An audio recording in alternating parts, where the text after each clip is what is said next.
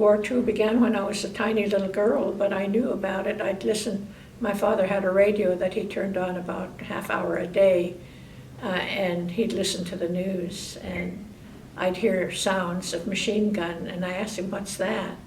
And he said, "That's a machine gun," and I didn't know what that was, but he told me it was like a regular gun, except it shot fast, faster than a .22 pump gun, which was the fastest thing I knew about at the time.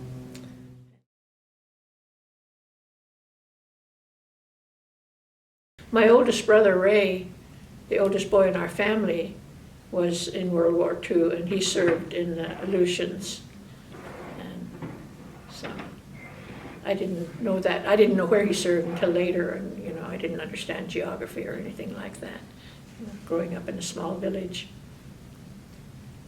But when he would send pictures to my dad through the mail, and my dad collected them, and then just a few years before he died, my brother asked me, did you ever see those pictures I used to send down? I said, I have them. He said, could I have them? I said, sure. So I got them together and gave them to him. He had lots of pictures of himself, with the different kinds of guns and things, and they seemed to have served on a ship. And there was a doctor, the shipboard doctor, Koznarski is what his name was, and my brother laughed and said, God, you remember that name? Well, I was just a little girl, and that was a fascinating name to me. So I guess I memorized it or something. And he was surprised I still remembered it. And I don't know, I see that face of Dr. Koznarski on that ship.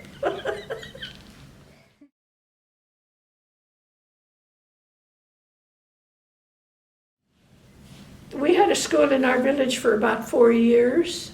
And so I went to school, and my dad was really worried. When my mother died, well, actually when I was born, my mother gave me to my grandparents. And so Dad, even before Mom died, the kids were being sent to the mission school, and then they'd come home in the summertime. Mom would go get them.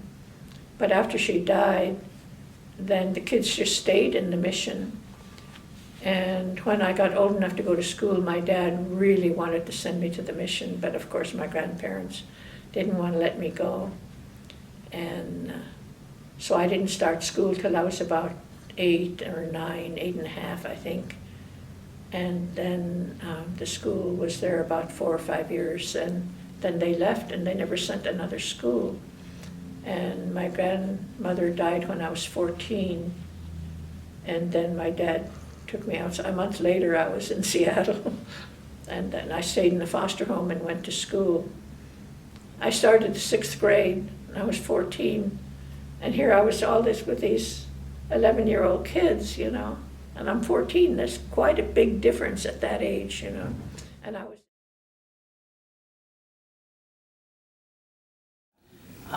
I loved Dorothy and the Wizard of Oz and Cinderella. So I think I may have told you this before. I brought them home and I read them to her and translated, and she loved that, so I had to do that.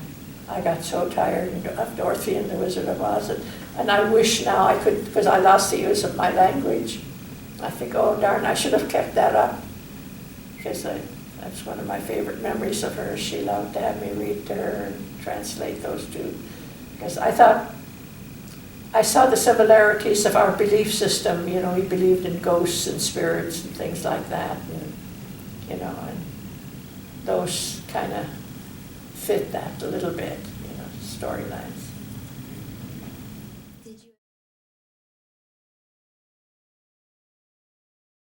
What was your experience with the missions or the missionaries? I never got to go to the mission, and luckily, because my grandparents got me from birth, but the older brothers and sisters got sent to the mission after Mom died. Well, they went before she died, but she brought them home in the summertime. After she died, they stayed there until they finished school. And so they hated it. They had horrible experiences. Those sisters and brothers were cruel, horrible people. Some kids escaped. you know, there are some people who said, well, it wasn't that bad, but every one of my brothers and sisters just hated it. They just, you know, they said, if I ever see that person, you know, they'd mention some nun or brother. Brother Feltus was one, and I forget the nun. Sister Mary Eulalia, maybe. And, you know, but both my brothers, Maury and Ray, would say if they ever saw Brother Feltus, they wouldn't shake his hand, they just punch him. And they went to their graves hating Brother Feltus.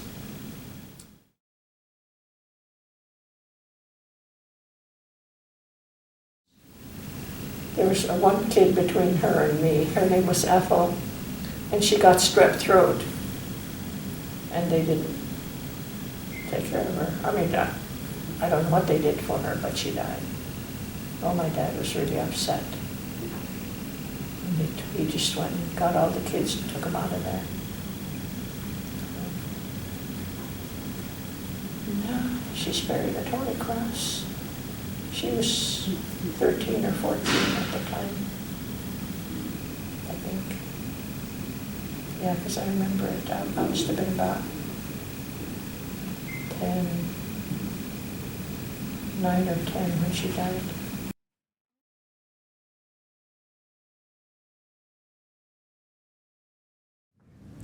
So that's what I remember. But I remember just loving summertime and springtime. I think my favorite, it's still my favorite, because I'd see the edge of the village was just a whole line of birch trees, just a clear line. And in the spring it would turn, as they were budding, it would just vibrant green, you know, and that's my memory of Holikachuk. Now there's nothing there. All the village has burnt down, and the water has cut away most of the village land. There's about, maybe from here across the street, a land left of Holikachuk.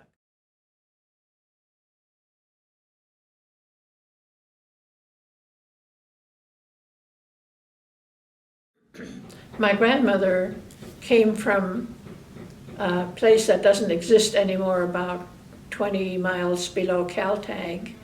And then she married, when she married, she moved to Dishkakit on the Inoko River.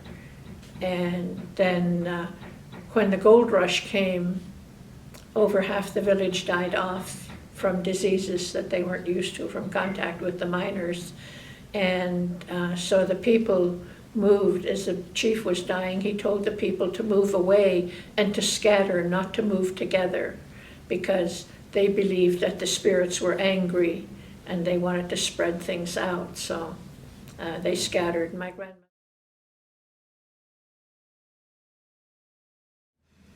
And then she talked about the women who came, the white women who came, and how they were all painted and lipsticks and nail polish. And the native women thought that was natural, that they were natural, they liked that. And then they learned that that stuff was applied.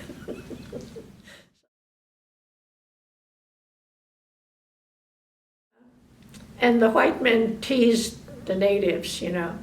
And she said this guy got her to eat Limburger cheese. And she said it tastes just like toilet stuff, and like excrement. And she said, but she pretended she wasn't going to show him. So she pretended like it was just natural and normal, and she kept her face even and chewed it and swallowed it. And she said, don't ever taste Limburger cheese. To this day, I have not.